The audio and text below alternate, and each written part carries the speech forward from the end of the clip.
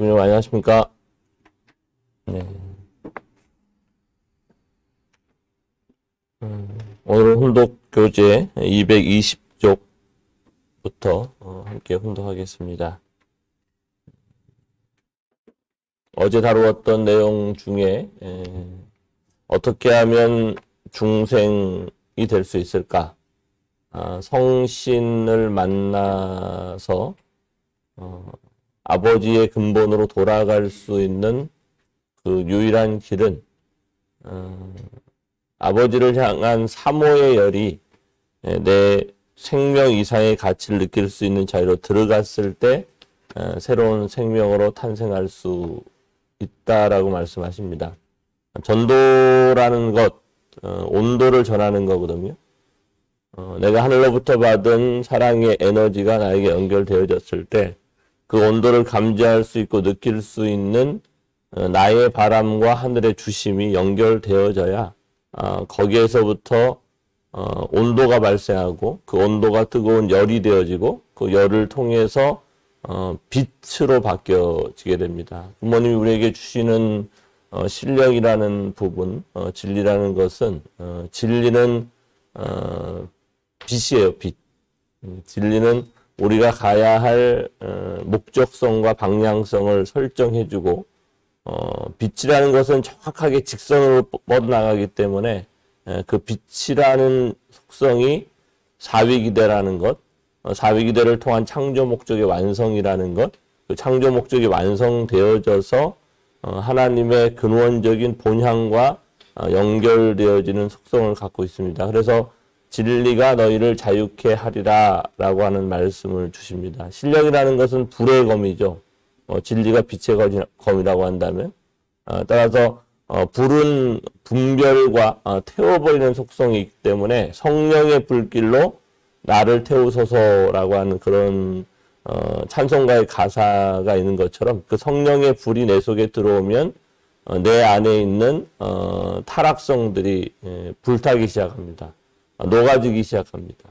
뜨거운 열과 그 열을 통한 빛되는 과정을 통해 가지고 녹아지게 되면 분별의 역사가 펼쳐지게 됩니다. 따라서 오늘 내가 참 부모를 그리워하는 사모의 열, 하늘 부모님의 품에 안기고자 하는 그 사모의 열이 내 생명의 가치 이상을 뛰어넘을 수 있어야만 새로운 생명으로 탄생할 수 있는 부분입니다. 이 세들이 가지고 있는 신앙의 자리 중에 제일 취약한 것이 뭐냐면 원리적인 측면에서 바라볼 때는 원죄라는 것이 청산되어져서 상당히 좋은 위치에도 출발을 하게 되지만 이세라고 할지라도 출발의 자리가 온전한 완성급으로부터 생명체의 자리로부터 출발할 수 있는 것이 아니기 때문에 부모와 선조로부터 연결되어진 수많은 어려움과 타락성들이 내재되어져 있다라는 것이죠. 설명했던 것처럼 타락성 본성이 원죄의 청산으로 말미암아 타락성으로 변하긴 했지만 그 타락성이 없다라고 볼 수 없는 것이죠. 그래서 아버님께서는 7대 30년을 1대로 삼는다면 7대 210년이라는 과정이 거쳐가야 정말 하늘이 원했던 창조 본연의 그러한 환경적인 형태와 사람이 나타날 수 있지 않는가라는 말씀을 하신 적도 있습니다. 중요한 것은 210년이라는 세월을 우리가 기다려야 하는 것이 아니라 어머님을 중심 삼고 오늘 내 삶 속에서 하늘 부모님을 사모하는 뜨거운 열, 참 부모님의 그 국가복귀를 함께 이루겠다는 그 사모의 열이 생기면 우리는 새로운 생명으로 이 순간에도 거듭날 수 있는 하늘 부모님 성의 시대가 열렸다라는 그 시대적인 환경을 우리가 좀 체휼하면서 갔으면 좋겠다. 그래서 신앙의 가장 본질은 부활이고 중생과 부활을 통해 영생인데 그것은 내 사정과 내 환경과 내가 처해져 있는 그 모든 것을 뛰어넘을 수 있는 조건이 세워져야 된다. 그 사모의 열. 그래서 예수님은 너의 부모와 너의 자녀와 너의 가족을 다 버리고서라도 나를 찾아와라. 라고 말씀하시는 거죠. 하지만 참 부모님은 그러한 떠남을 전제로, 떠남만을 목표라는 것이 아니라 다시 원래의 상태로 돌아가라는 황고향을 말씀하시기도 합니다. 자, 아담 가정과 이삭 가정에서의 장자 복귀 섭리 부분 함께 훈독하겠습니다. 그러면 지금까지 하나님은 혈통을 전환시키는 섭리를 어떻게 해 나오셨느냐? 아담 가정에서는 가인과 아벨을 중심 삼고 이들의 관계를 교체시켜야 했습니다. 동생이 형이 되고 형이 동생이 되게 바꿔야 했다는 것입니다. 동생이 형을 굴복시킨 데 있어서는 싸움을 하는 것이 아니라 형을 자연 굴복시켜서 전후가 전도되게 해야 됩니다. 다시 말해서 앞에 사람이 뒤에 사람이 되고 뒤에 사람이 앞의 사람으로 바꾸어져야 된다는 것입니다. 하나님은 이 세상을 창조하실 때 사랑으로 창조하셨습니다. 사랑을 통해서 원리가 나오는 거고요. 그 원리를 중심 삼고 절대신앙, 절대사랑, 절대복종으로 가셨죠. 결국은 그 말을 다른 말로 하면 자연굴복이라는 말과 일맥상통한다라고 우리는 바라볼 수 있는 겁니다. 우리는 우리의 자녀들을 대하고 우리의 형제들을 대하고 우리의 사위와 며느리를 대할 때 자연굴복이라는 이 자연적 이치에 대한 부분들이 우리 삶 속에 적용되어지면 거기에는 선이라는 개념이 확장되게 되어지는데 우리는 타락으로 말미암아 자연굴복적인 개념이 아니라 도리라고 하는 것, 당연하다고 하는 것, 원리라고 하는 것, 원칙이라는 것으로 이렇게 우리의 관계를 대하기 쉽습니다. 너는 그러한 위치에 있으니까 당연히 그러해야지. 너는 이러한 상황이니까 그러해야 된다라고 하는 그러한 논리는 우리의 법과 우리의 시대적인 양심과 시대적인 도리가 만들어낸 부분이라고 우리는 생각을 좀 해봐야 합니다. 당연하다는 것, 그렇게 해야 되다는 것이 정말 하나님과 연결되어진 본심의 작용으로 출발되어졌다고 한다면 그 관계는 발전할 수밖에 없습니다. 그런데 그것이 자연굴복이라고 하는 그 본심의 작용이 아니라 너는 며느리니까, 너는 자녀니까, 너는 남편이니까, 당신은 아내니까 당연히 이렇게 해야지라고 하는 내가 만든 원리라는 잣대로 사람을 재고 그가 그렇게 움직여지기를 요청한다고 한다면 거기에 관계성은 선보다는 때로는 잘못된 파멸의 길로 갈 수 있는 과정들이 생겨나기 쉽습니다. 우리가 흔히 말하는 고부관계의 문제 또한 그 자연굴복이 아니라 당신은 며느리니까 이런 걸 해야 돼, 이런 걸 하지 않으면 안 돼라고 하는 그런 원칙을 적용하기 때문이다라는 부분들을 우리가 한번 좀 자연굴복이라는 단어를 통해서 생각해 보면 좋겠습니다. 결국은 하나님의 혈통을 빼앗아 오는 것도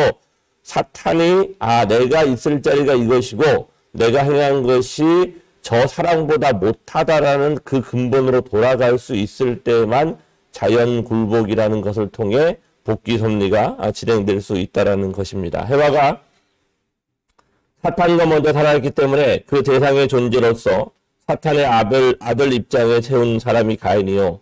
하나님의 아들의 입장에 세운 것이 아벨이라는 것입니다. 그러니 본래는 아벨이 장자가 되어야 하는 것입니다. 원래는 하나님의 아들이 먼저 장자로 태어나야 한다는 것입니다. 타락한 사탄의 아들이 먼저 장자로 태어나는 것은 비원리적인 것입니다. 따라서 이것을 원리적으로 복귀하려면 첫째 아들로 태어난 사탄편 가인을 부정하고 둘째 아들로 태어난 하늘편 아벨을 장자로 세우기 위한 노름을 해야 하는 것입니다. 그리하여 아담 가정에 있어서 가인 아벨이 형제로 태어나 다 자란 다음에 빼앗기 싸움을 해야 하는 것입니다. 이 싸움은 어디에서부터 시작해야 되느냐 하면 어머니의 복중에서부터 해야 됩니다. 본래 어머니는 뱃속으로 다시 들어가야 하는 것입니다. 그러기 위해서는 아버지 뼈골 속으로 들어있는 아기씨의 자리까지 들어갔다 나왔다는 조건을 세워야 합니다. 그러지 않고는 새로운 생명체로 태어날 수가 없는 것입니다. 이것이 원칙입니다. 무슨 말인지 알겠어요? 예. 그러면 여기에서 태어난 가인과 아벨을 중심 삼고 무엇을 하느냐? 장자와 차자를 바꿔치는 노름을 해야 하는 것입니다. 바꿔치는 노름을 해가지고 악은 왼쪽으로, 선은 바른 쪽으로 가게 해야 하는 것입니다. 형제로 태어난 가인과 아벨을 중심 삼고 바꿔치기 해야 됩니다. 여기에서 가인이 잘못하게 되면 뜻은 이루어지지 않는 것입니다. 이 섭리는 역사의 흐름을 따라 갈수록 점점 좁아지는 것입니다. 그래서 이삭의 가정에서 어떻게 되었느냐? 여기에서는 쌍태를 중심 삼고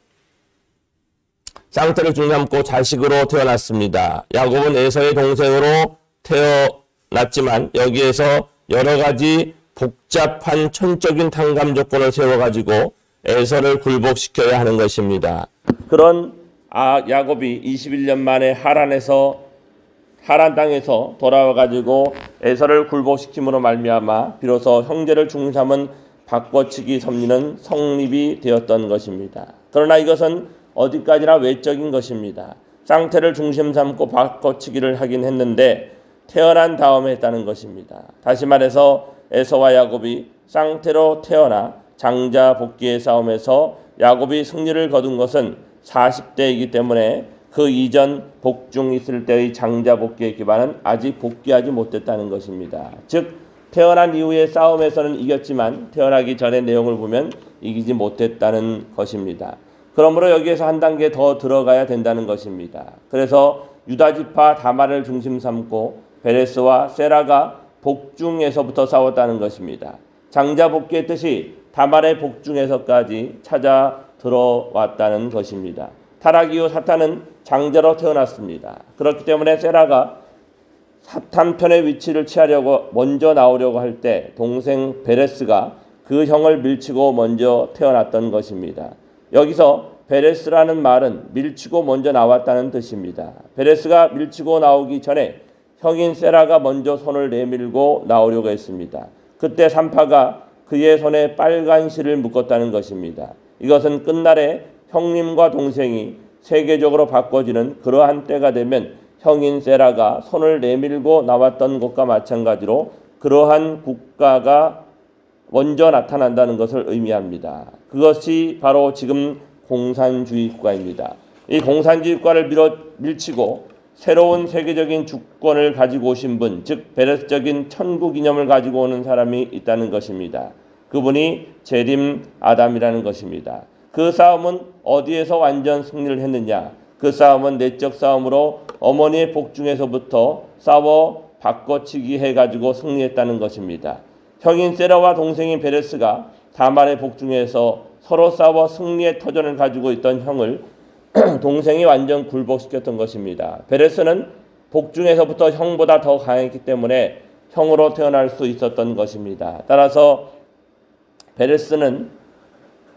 베레스 이후부터는 어머니의 복중에서 전통적 승리의 기반을 상속받아 가지고 태어난 자리에 있어서는 사탄이 다시 복중에 동참하여 참소할 수 있는 아무런 조건도 남기지 않게 되었다는 것입니다. 이것이 예수님 때까지 수천 년 역사를 상속해 내려와 비로소 이런 승리적인 터전을 계승받은 것입니다.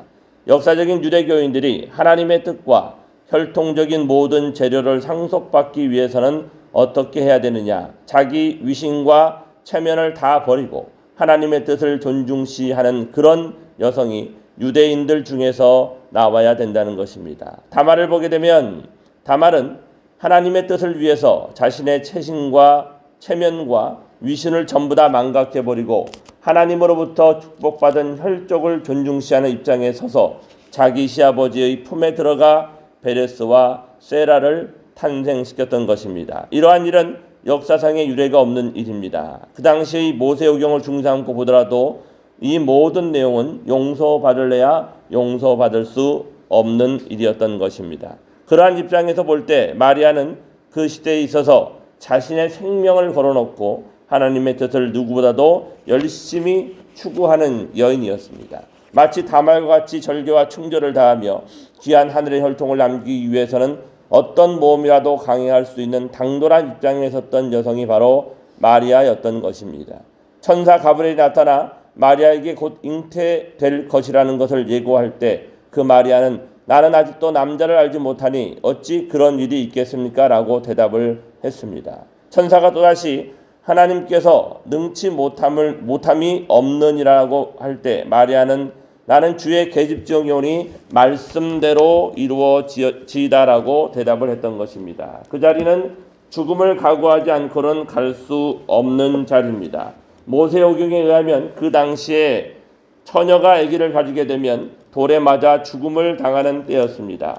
하나님은 자신의 생명보다도 하나님의 뜻을 더 존중시하고 자기의 위신과 체면보다도 하나님의 뜻을 더 존중시하는 마리아를 통하여 예수를 잉태하게 했던 것입니다. 그래서 예수님은 하나님의 뜻으로 말미암아 마리아의 배를 통하여 태어난 하나님의 아들인 것입니다.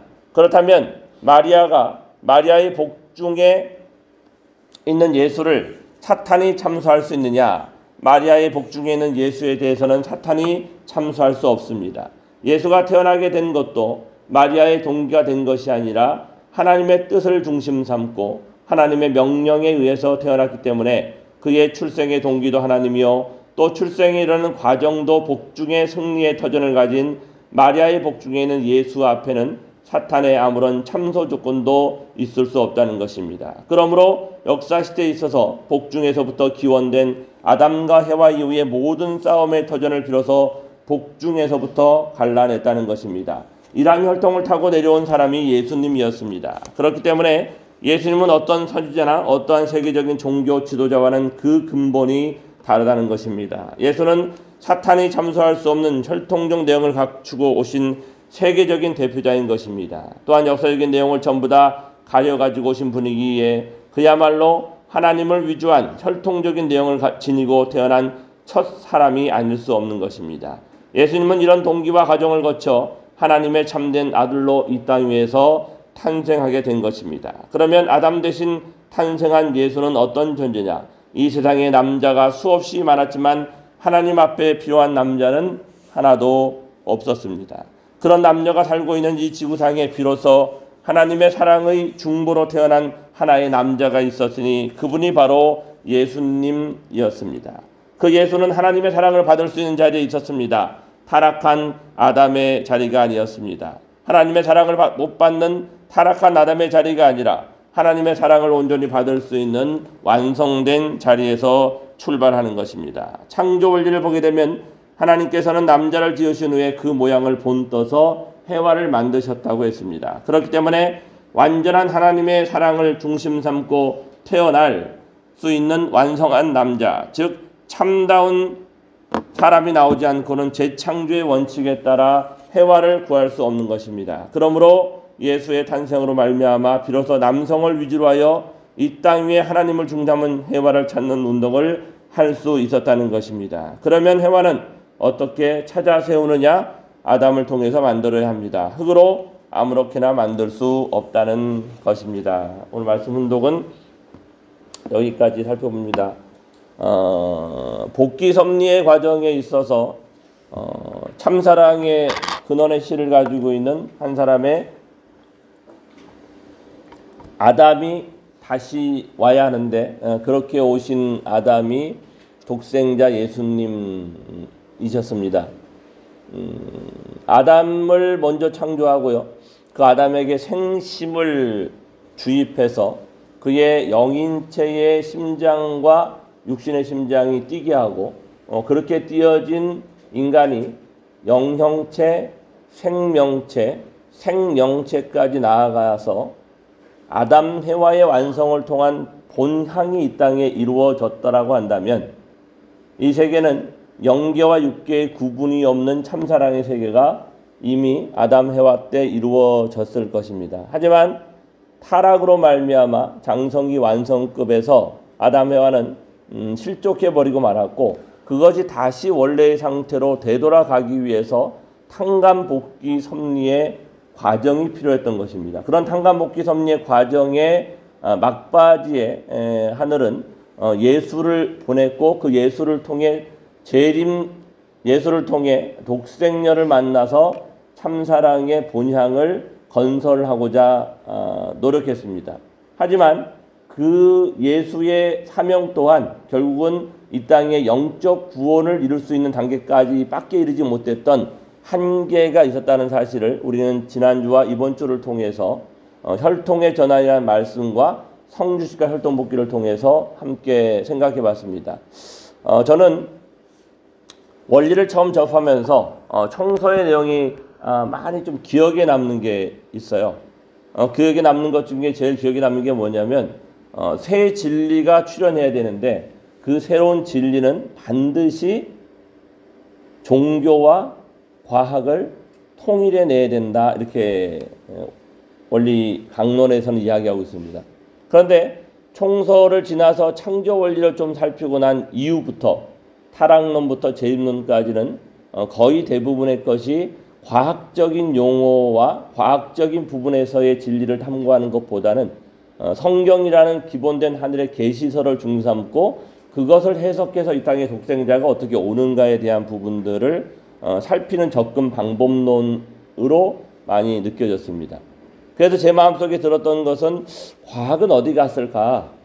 이런 생각을 좀 대단히 많이 했었거든요. 그래서 지금 하늘 부모님의 성회의 시대, 하늘 부모님이 직접 주관하고 실제 성신이 함께 은혜를 주는 이런 시대에 제목을 이렇게 한번 정해봤어요. 참사랑과 유전자다. 사랑과 참사랑은 무엇이 다르고 그 사랑과 참사랑을 통해서 표현되어진 인간이라는 존재가 특성화되어진다라는 것은 무엇일까라는 생각을 한번 던져보았습니다. 그리고 만약에 진짜로 인간이 타락되어졌다. 인간이 타락되어져서 장 목사님 뭐가 생긴 거죠? 인간에게는 타락성 본성을 원죄라고 이야기하거든요. 그죠? 그러면 원죄는 어디에 있죠? 우리 장 목사님은 2세잖아요. 그죠? 2세는 원죄가 청산이 되어졌나요? 라고 배웠습니다. 그러면 그 원죄가 청산되었다라는 것은 어디에 기록이 되어져 있을까요? 그 청산되어졌다라는 것은 그냥 신앙적으로 믿음으로 그게 청산되어진 걸까요? 아니면 우리 신체의 어떤 부분에 표시가 되어야 될까요? 타락했다는 원죄가 기록되어져 있고 반응되어져 있는 것이 있지 않을까? 저는 이런 생각을 한번 해봤는데 장 목사님은 어떻게 생각하세요? 내용이 짧을 수도 있지만 그 원리 강의를 계속하면서 네.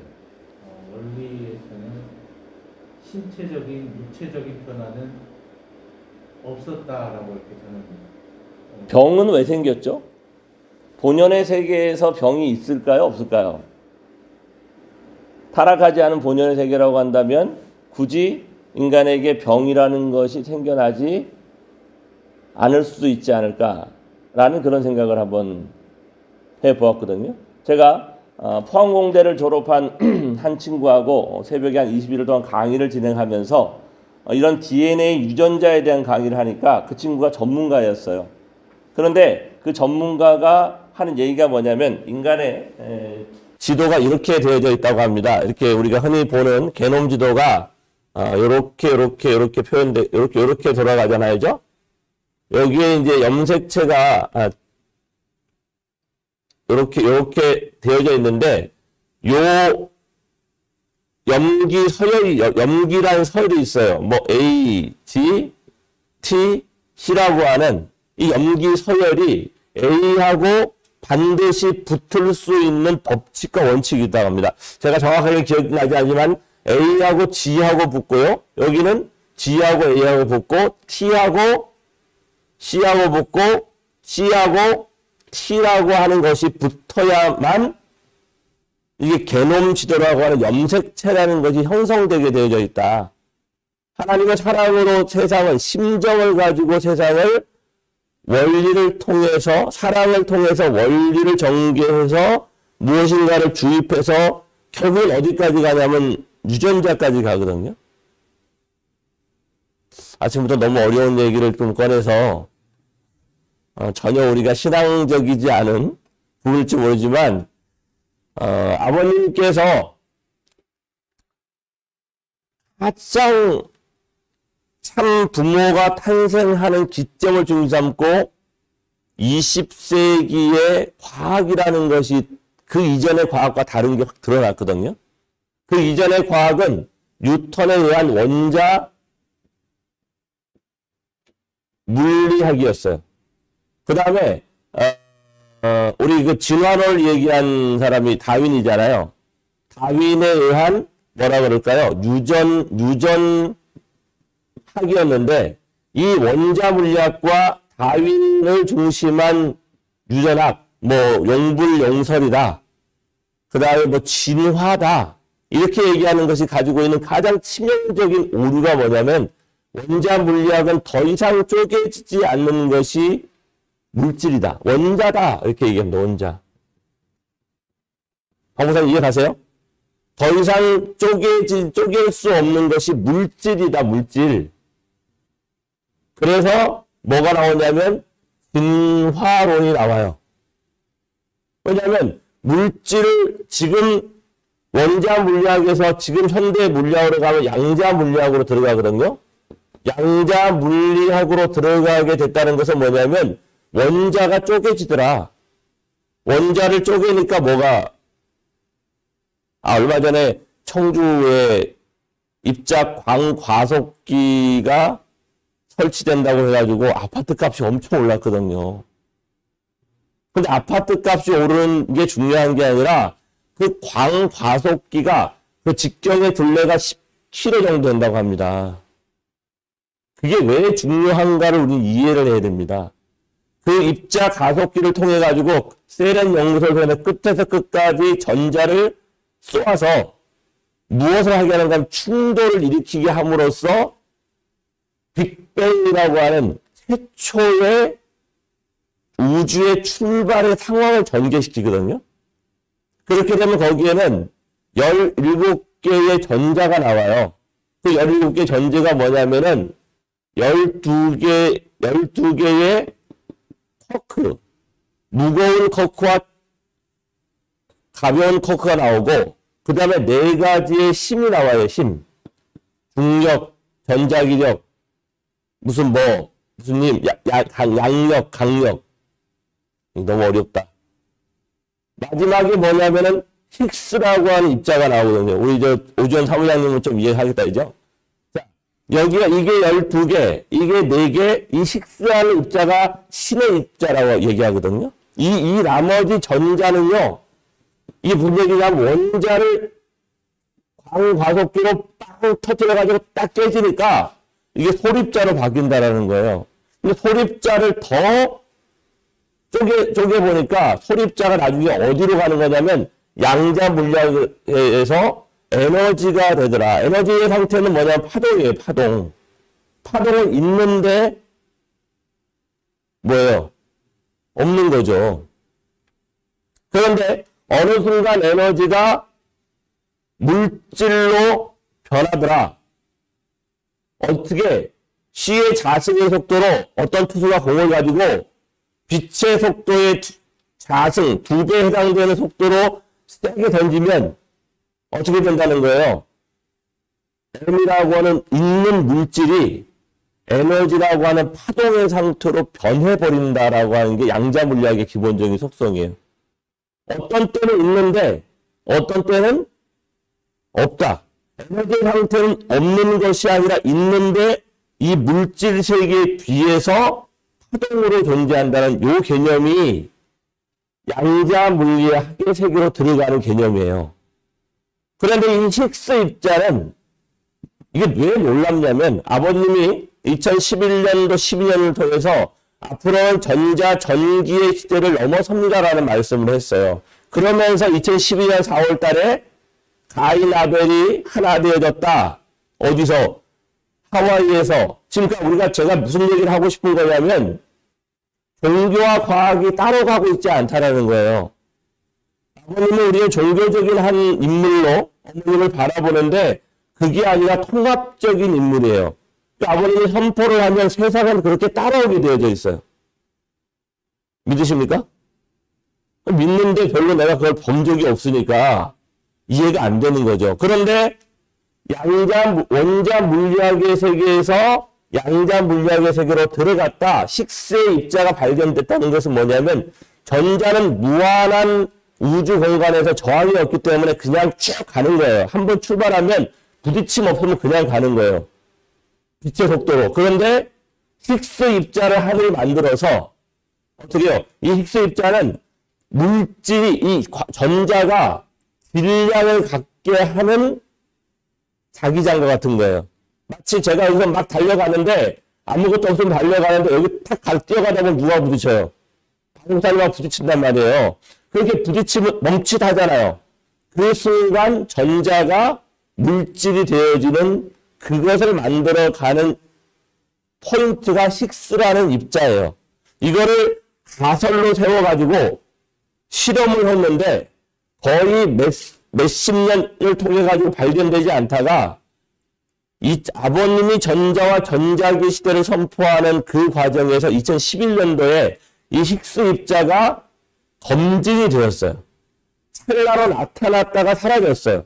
그 과정을 통해 인간이라는 존재, 이 만물이라는 것이 어떻게 창조되었는가, 어떻게 만들어졌는가에 대한 시작점을 이렇게 알게 됐다. 그게 몇 퍼센트냐면 99.99999% 정도의 확률을 통해 가지고 이것은 증명이 되었다라고 발표한 게 그 모습인다라는 것을 우리가 좀 이해된다. 거기에 원래 다인의 유전학에서는 인간을 구성하고 있는 가장 기본적인 요소가 DNA라고 합니다. 가정사님, 잘 따라오고 계시죠? DNA라고 하는 요소인데 이 유전자는 변하지 않는다라는 것이 기본적인 20세기 초반까지의 정설이었어요. 그 사람이 변합니까? 사람이 안 변한다 그러잖아요. 너무 이게 오래돼가지고. 그런데 놀라운 것은 2002년인가요? 하여튼 이거 제가 연도를 잘 모르겠는데 유전자가 새롭게 과학이 발전함으로써 유전자가 변하지 않는 것이 아니라 유전자가 변한다라고 하는 놀라운 것을 발견하게 됩니다. 자, 이 유전자가 변한다라는 것은 어떤 의미를 하는 거냐면 우리 종교적인 용어, 신앙적인 용어로 하면 인간이 원래의 창조 본연의 상태에서 타락했죠. 타락해서 인간의 DNA 속에 뭐가 숨겨져 있냐면 원죄가 숨겨져 있는 거예요. 그래서 뭐가 생기냐면 병이 생기는 거거든요. 제가 포항공대 그 친구하고 한참 이걸 공부하는데 그 친구가 이런 얘기를 하더라고요. 이 유전자가 병이 나게 되면 우리가 23개의 염색체가 있고 그 안에 수만 종의 유전자가 있는데 확인적에게는 몇 번부터 몇 번 사이에 유전자가 문제가 생길 가능성이 훨씬 높대요. 저쪽 아프리카 종에는 몇 번부터 몇 번 유전자가 문제가 생길 가능성이 많죠. 그게 뭐라고 하면 유전병이라고 하잖아요. 어떤 민족에게 나타나는 여기 있는 모든 사람들은 태어나서 엉덩이를 보면 엉덩이에 뭐가 이렇게 있냐면 시퍼런 잉크가 묻어 있단 말이에요. 그걸 뭐라고 하냐면 몽고 반점이라고 합니다. 유전되어져 있기 때문에 그게 내가 혈통을 같이 타고나지 않았다 하더라도 먼 조상의 근원으로부터 그런 유전적인 요소가 내려오고 있다는 거죠. 왜 근친 간의 결혼을 멀리하게 하냐면은 근친 간에는 완벽한 인간이 아니라 타락한 인간이기 때문에 그 유전자 속에 유전적 병적 요소가 있기 때문에 근친이 결혼을 하게 되면 그 유전적 병 요소가 훨씬 더 많이 나타날 수 있기 때문에 근친의 결혼을 멀리했던 이런 요소들도 없지 않아 있는 거거든요.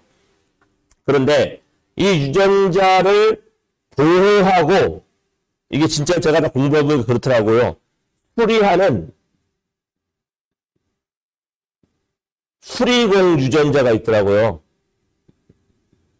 그리고 또 하나 이것이 어떤 유전자의 염색체가 문제가 생겼는가를 조사하는 경찰관 유전자가 있어요. 그런데 쉽게 얘기하면 그런 거예요. 이 경찰관 유전자가 수리공 유전자와 함께 계속해서 우리의 DNA를 검색하고 다녀요. 쉽게 얘기하면 우리에게 면역세포라는 게 있잖아요. 그죠? 이거를 NK세포라고 보통 하거든요. 면역세포가 우리 박 목사님의 몸 많은 곳에 배치되어져 있어요. 그래서 하루에 인간에게는 3,000개에서 5,000개의 암세포가 생겨요. 정상인이라 할지라도. 그런데 왜 박 목사님이 암 환자가 아닐까요? 면역세포가, 암세포가 생겨나면 찾아가요. 그래서 그 안에서 그 암세포를 녹일 수 있는 물질을 분출해서 그거를 녹여버리게 되거든요. 그런데 암 환자가 되어진다는 건 뭐냐면 내 면역세포가 그것을 이길 만한 힘이 없어졌다라는 거예요. 그래서 면역세포보다 암세포가 더 강하게 되면 내가 암 환자로 변해버립니다. 병의 모든 것은 그렇게 돼 있어요. 암이 처음부터 발생하는 게 아니에요. 조그만 0단계에서부터 4단계까지의 양성 혹이 생기죠. 우리 여성들 자궁에 혹이 많이 생기잖아요. 아이 낳고 나면. 거기에서부터 그러니까 양성의 혹의 4단계가 암이라고 하는 것의 악성 종양의 0단계예요. 그리고 이게 0에 1에 2에 3에 4단계까지 가면 말기 암 환자가 되는 거예요. 그러니까 시작부터 그런 게 아니라 암이 그냥 생겨나는 게 아니라 가장 어떤 밸런스가 깨어진 유전자의 어떤 부분이 뒤풀려져가지고 잘못되어진 부분들이 나중에 방치가 되고 계속 스트레스를 주면 뭘로 바뀌냐면 암으로 바뀌는 거거든. 그런데 이것을 하나님의 창조가 놀라운 것은 이것을 스캔하게 되어 있다는 거예요. 스캔해가지고 문제가 생기면 내가 명령을 내리지 않더라도 내 자동전 시스템에 가서 어떻게 그거를 고치게 되어져 있다는 것이 인체 구조의 가장 기본적인 거거든요. 그런데 제가 이 얘기 하나 더까지 왔어요. 경찰 유전자와 수령 유전자가 하나가 세트가 돼가지고 쭉 스캔을 하는데 우리 몸에 있는 전체의 유전자를 다 스캔하려고 하면 요 세트가 4개가 있으면 전체가 다 스캔되어져 가지고 병이 없는 상태로 갈 수 있다라는 가설을 세웠다고 합니다. 왜 가설을 세울 수 있냐면 살펴보니까 몇 개까지 있냐면 3개까지가 있어서 이 전체를 스캔을 해가지고 고장난 부분들을 자꾸 수리해 가는데 최근 유전학에서 크리스퍼 가이라는 게 나왔단 말이에요. 너무 어렵나? 들어보셨어요? 크리스퍼 가이? 우리 요즘 목사님 아시죠? 크리스퍼 가이는 뭐냐면 고장난 부분을 잘라내버려요. 자, 이 염색체 중에 문제가 생긴 게 전체가 문제가 생긴 게 아니라 그 중에 일부가 문제가 생기면 이 부분을 크리스퍼 가이라는 걸 가지고 딱 잘라내서, 잘라내 도려내고, 요거를 갖다 붙여버린단 말이에요. 공부를 해야 됩니다. 공부를 안 하면 절대 원리 말씀을 따라갈 수가 없어요. 스캔해서 문제가 생긴 것을 자동적으로 수리공 유전자가 이거를 수리하게 돼 있으니까요. 그러니까 우리가 여기에 상처가 나면 뭐가 생겨요? 딱지가 생기고 진물이 났다가 딱지가 생겨가지고 때가 되면 어떻게 돼요? 원래의 상태로 돌아가게 되어져 있단 말이에요. 근데 그 임계치를 넣어버리면 썩어버린단 말이에요. 인간이라고 하는 근원적인 존재는 타락이 없었다고 한다면 육신을 쓰고 병하고 상관없는 삶을 살아가도록 되어져 있다. 그런데 타락으로 말미암아 원죄가 생겨났고 죄의 뿌리가 그 유전자 속에 담겨져 있기 때문에 사탄과 관계 맺는 이런 일들을 하게 되면 결국은 어떻게 병이 나서 죽게 되어지고 죽으면 끝날 것 같아요? 아니에요. 죽으면 또다시 윤회해야 한단 말이에요. 언제까지? 내 영인체가 완성될 수 있는 때까지. 그래서 이 3개가 있던 거를 하나를 더 만들면 우리 몸 전체를 스캔하고 수리할 수 있는 자동적인 역사가 이루어질 수 있는 가능성에 대해서 그 친구가 수석 졸업했는데 그 친구가 얘기를 하더라고. 자, 이거를 우리의 시각 종교적으로 가지고 들어오면 그거를 수리하고 스캔할 수 있는 모든 근원적인 요소를 참 부모님이 우리에게 신령과 진리로 주셨다. 믿으세요? 이게 도대체 무슨 말인지 못 알아듣는 것 같아. 그걸 주셨다. 아, 우리 성주를 마시고 뭐가 청산되라고, 장 목사님. 원죄가 믿음이 없는 거야. 원죄가 청산됐다 그러는데 됐는지 안 됐는지. 청산되어지면 이 DNA 구조가 바뀌어야 된다는 거지. 바뀌어야 된다는 거지. 뿌리가 끊어졌다는 거지. 그런데 왜 그 DNA 구조가 완전히 바뀌어져서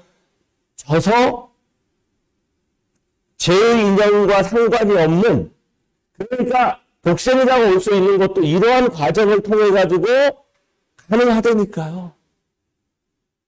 그러니까 우리는 아버님, 어머님의 말씀을 뭐로 바라봐야 되냐면 과학이란, 어제는 참사랑의 안경을 쓰고 보라고 했잖아요. 그런데 오늘은 과학의 안경을 통해 가지고 부모님을 바라봐야 부모님을 이해할 수 있다니까요. 자, 가능성을 하나 외웁니다. 제가 무슨 얘기하는 거냐면 이 다윈의 유전학에서 이제 후성 유전학이 이제 발전해 가고 있어요. 이 후성 유전학이라는 것은 뭐냐면 원래부터 그랬던 것이 잘못되어졌어. 이 잘못되어진 것이 어디로? DNA가 뭐 한다고요? 변한다. 왜? 암이라는 것이 만들었다는 것은 원래 정상적인 상태에서 뭐로 바뀐 거야? 잘못된 상태로 바뀐 거잖아요. 인간의 타락도 본향이라는 것을 이루어야 되는데 그걸 이루지 못하고 타락함으로 말미암아 지상 지옥이 됐으니까 천상천국으로 복귀할 수 있는 것처럼 암에 걸린 사람도 DNA만 바꿔주면, DNA만 변화시켜주면 암에 나을까 안 나을까요? 아니, 항암 주사 안 맞아도 나을 수 있다니까. 맞아.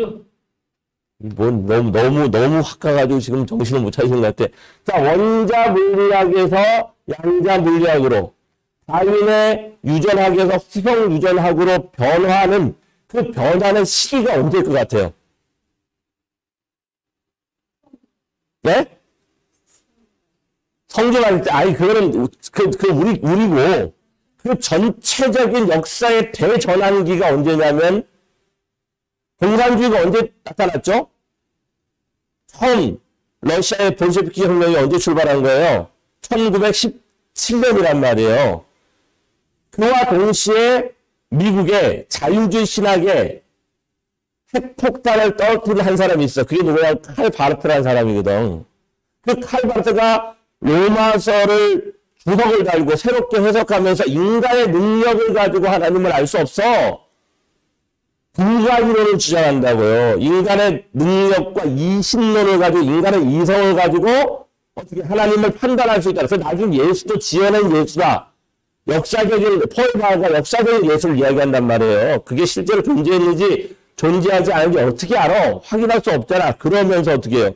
영적인 세계를 완전히 부정하는 공산주의가 출현하는 그 과정에 칼 바르트는 자유주의 신학이 막 인간의 이성을 가지고 미국조차도 이 땅에 하늘을 등진다고 출발이 청교정령을 출발해가지고 종교의 자유와 진짜 하나님을 모시고 출발한 미국 자체가 완전히 망가져갈 때 로마로 주석을 통해 가지고 새로운 신정통주의 신학을 출발시켜요. 어렵구나. 자, 그런데 1917년 이후에 1920년이 왔단 말이에요. 1920년에 누가 오셨어요? 아버님이 오셨지. 동양론의 핵심은 모든 역사와 종교와 과학의 귀결점이 어디야? 참부모라니까. 참부모의 마지막 충독회를 하고 가시면서 원형이정 천도지상이요. 이니 예전에 인성지간의 말씀을 하고 갔단 말이에요. 원형이정 봄, 여름, 가을, 겨울에 인격적 신을 더해 본향을 이룬 그분이 누구냐면 참부모니 앞으로 역사의 모든 문제와 역사의 모든 해결점과 역사의 해석은 참 부모님이 이루어놓으신 원형의 그 삶의 모습을 중심 담고 해석하면 모두가 다 해석되어진다라고 말씀을 하시고 가셨단 말이야. 문제는 그렇게 해석되어진다고 말씀을 하고 가시는데 우리는 그거에 대해서 종교적인 영역을 요만큼도 벗어나지 않는단 말이에요. 딱 이러고 있단 말이에요. 정오정착. 그게 정오정착이 아니거든. 정오정착이 되면 태양이 중천에 있기 때문에 모든 게 다 보이거든요. 근데 우리는 정오정착이 아니라 복지부동으로 앉아있다니까. 사랑이어야 되는데 원리라고 내가 만든 원리로 내 자녀를 판단하고 너 그러면 안 되지. 너 인간이 어떻게 그럴 수 있어. 네가 자식이야? 내가 부모니까 너에게 이런 말을 해준다고 하면서 무슨 소리를 내냐면 뱀소리를 내는 거야. 아이들에게. 우리 자녀들에게. 그렇죠. 우리는 내가 하늘이 만든 원리가 아니라 타락으로 말미암아 변질되고 변형되어진 원리를 가지고 내가 이해한 원리를 가지고 참 부모를 바라보고 해석하고 있지는 않는가. 저는 이 참사랑과 유전자 부분을 공부해보면서 사랑이 어떻게 해서 참사랑으로 화해돼서 오늘 우리에게 나타나는가와 거기에 가장 핵심적인 유전자와 후성 유전학과 양자 물리학의 시대가 왜 우리 앞에 도래하고 했는가에 대한 부분들을 느끼면서 그 다음에 또 하나가 오잖아요. IoT의 시대다. 이 뭐예요? IoT의 시대가 우리 오주원 목사님과 얘기해야 돼. IoT가 뭐대? 사물 인터넷이잖아요. 머스킨이 어떻게 한다는 거예요? 인공위성을 가지고 전부 지구 밖에 대기권에 인공위성을 다 떼어가지고 뭘 한다는 거예요? 모든 세계가 사물이 인터넷으로 연결되어져서 내가 가지고 있는 핸드폰으로 내 집에 있는 에어컨을 켜고 TV를 켜고 온도를 조정하고 나중에 핸드폰이 사라진다는 거 아니에요? 어디다가 인간의 뇌에다가 칩을 하나 심어버리면 이 모든 만물의 세계와 내가 인터넷을 통해 연결된다. 이게 무슨 얘기냐면 환경권을 창조보려는 이상. 우리는 거기에 대해서 참고라는 희망이 없으니까 모든 과학자들은 영화라는 것이 대단히 중요하거든요. 만화라는 것이 그냥 단순하게 애들 보는 책이 아니에요. 미국에서 만화가 되려면요. 모든 학문을 다 연구하고 그것을 가장 쉽게 표현할 수 있는 단계까지 가야 진짜 만화가가 되는 거예요. 그러니까 영화 산업 중에 제일 돈을 많이 버는 영화 제작사가 있거든요. 두 개가 있어요. 하나가 마블. 마블이 만든 영화가 뭔지 아십니까? 뭐죠? 돈을 어마어마. 거기다가 모든 양자 물리학에서부터 그리고 요즘 영화를 보려면요. 기본적인 그런 지식이 없으면 영화를 이해할 수 없는 수준까지로 갔다니까요. 가장 어려운 것, 가장 쉬운 만화로 그렸고 그 만화를 어디로 가져가요? 영화로 가져가서 인간의 삶에 이러한 요소들이 녹아져 있다는 것을 표현해 가는 것이 지금 사회를 통해서 보여주고 오는 미래 세계의 모습이에요. 그런데 그 미래 세계의 모습이 전부 유토피아, 천국, 패러다이스가 아니라 낙원이 아니라 전부 뭐로 그립니까? AI가 만들어져서 디스토피아, 혹성 탈출이 그 영화의 대표적인 거거든요. 결국 인간이라는 존재가 이기적인 존재이기 때문에 결국 그 결론을 뭐예요? 자유여신상이 결국 혹성에 이상한데 우주를 갔다가 내려왔는데 어떻게 돼요? 전혀 유인원들이 원숭이들이 지배하는 도시가 있더라. 근데 그걸 탈출해가지고 어딘가를 막 갔는데 결국은 거기에 뭐를 딱 보냐면은 바닷가에 모래 사막이 쫙 펼쳐져 있는데 거기에 횃불을 든 한 여인이 어디 속에 진짜 사람이 아니라 미국에 있는 자유여신상의 모습이 거기에 덩그러니 남아져 있더라. 그게 뭐냐면은 인간의 과학의 발달로 결국은 핵전쟁이 일어날 수밖에 없을 것이고, 그죠? 그 핵전쟁을 통해가지고 결국은 인간이 꿈꾸는 유토피아의 세계는 절대 올 수 없이 다 망할 수밖에 없다라는 그런 절망적인 그러한 것들을 영화로 표현하는 거다. 왜 그렇게 표현하느냐? 참 부모의 희망이 그들에게는 없기 때문이에요.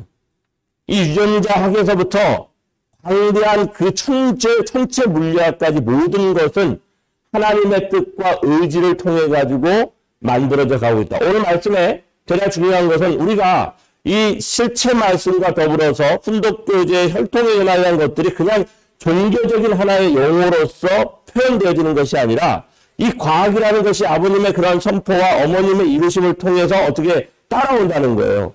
IoTC를 통해서 사물의 모든 것에 생명을 부여하는 거죠. 그 생명을 부여하는 존재는 누구냐? 주인된 인간이고. 그런데 뭐만 끊어진 거예요? 인간이 하나님과 끊어졌기 때문에 어머니께서는 인류의 3분의 1만이라도 복귀하게 되어지는 이 환경권은 과학의 무한한 발전을 통해 가지고 특히 언제 지금 그 코로나가 발생한 이후에 2027년까지의 과학의 발전은요 놀라운 발전이 올 겁니다. 왜냐하면 만날 수 없잖아요. 만날 수 없으니까 어떻게 해요? 비대면 속에서도 어떻게 해요? 만나는 것 같은 가상현실의 세계를 더 빨리 가져오게 되는 거죠. 가상현실의 극치가 뭘까요? 저는 그렇게 봅니다. 그게 영계다.